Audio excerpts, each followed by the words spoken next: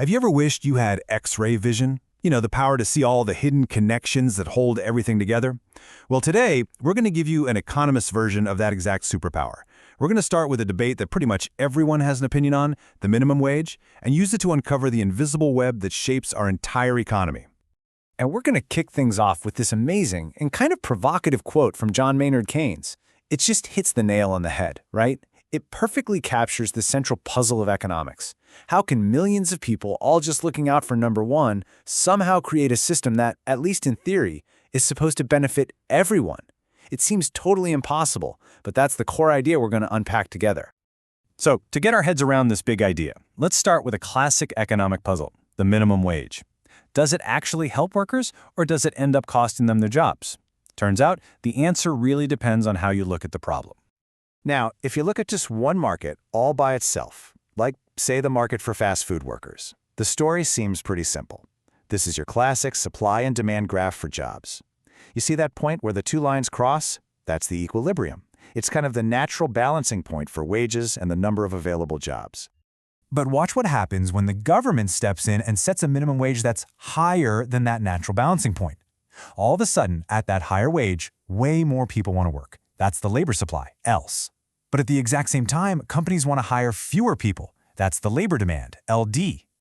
And that gap, the space between the number of people who want a job and the number of jobs companies are offering, well, by definition, that's unemployment. This simple, one-market view is called partial equilibrium analysis, and it points to a really stark conclusion. A minimum wage has to create unemployment. But is it? Is that really the whole picture? What if looking at just one market is like trying to understand a whole forest by just staring at a single tree? You'd miss all the critical ways everything connects. And this is where we put on our economic X-ray glasses. The fancy name for this superpower is general equilibrium analysis. And it's all about seeing the invisible threads that connect every single market to every other market. So here's the difference in a nutshell. Partial equilibrium, that's you looking at the single tree and completely missing the forest.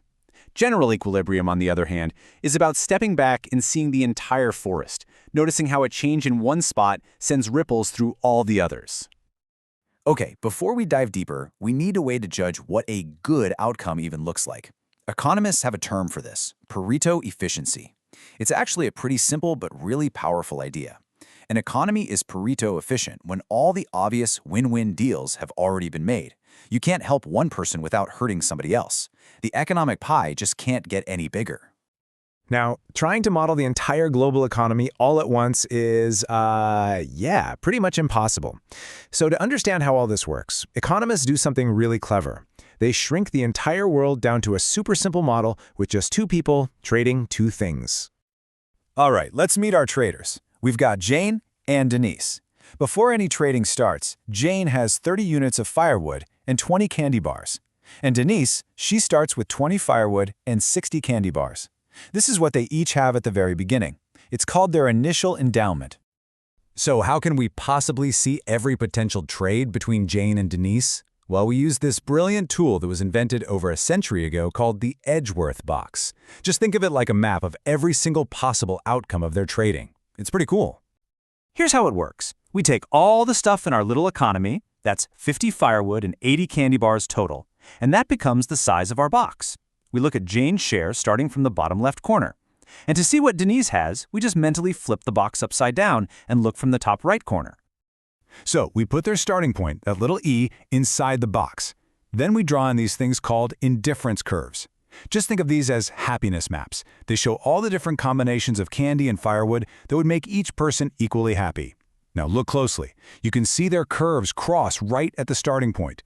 That crossing is the key. It's a huge visual clue that there's a deal on the table that could make both of them happier. And this is what's so brilliant. That crossing creates this lens-shaped area, area B. Any trade that moves them to a point inside this little lens is a win-win. It literally puts both Jane and Denise on a higher happiness map, meaning they are both better off than they were before they traded. So where does the trading finally stop? Well, they'll keep making these mutually beneficial deals until they get to a point where their happiness curves just gently touch, or kiss, but don't cross anymore. That set of points makes up something called the contract curve. Once they're on that curve, all the easy win-win trades are gone. The pie can't get any bigger. Okay, so what's the big deal with this little box with Jane and Denise? Well, what's amazing is that this tiny, simple model reveals two of the biggest, most powerful ideas in all of economics. These are the two fundamental theorems of welfare economics. The first one basically says that a competitive market left to its own devices will automatically lead to an efficient outcome. It gets you somewhere on that contract curve. But the second theorem, that one's even more radical. It says that if we as a society decide there's a fairer outcome on that curve, we can actually get there. All we have to do is adjust everyone's starting piles of stuff, through something like taxes or redistribution, and then just let the market work its magic to get us to that new, fairer, but still totally efficient spot. And for those of you who love the math, this is what that perfect efficiency looks like as an equation. But don't worry if equations aren't your thing. All this is really saying is that in a perfect market, the personal value Jane puts on a candy bar versus firewood is exactly the same as Denise's, and both of their personal feelings perfectly match the market price. It means everyone is on the same page. That's the mathematical signature of a truly efficient outcome. Okay, so now that we're armed with this powerful new X-ray vision, let's circle all the way back to our minimum wage puzzle and see what we were missing the first time around. With our new X-ray vision, our general equilibrium view, we can see the ripple effects we missed before. See, the world isn't just one single labor market. When workers lose their jobs in the covered sector where the minimum wage applies, they don't just vanish into thin air. A lot of them flow into the uncovered sector, which increases the supply of workers there, and you guessed it, pushes those wages down. So the effect isn't just unemployment, it's a complex shift of jobs and wages across the whole economy. The story just got a lot more complicated.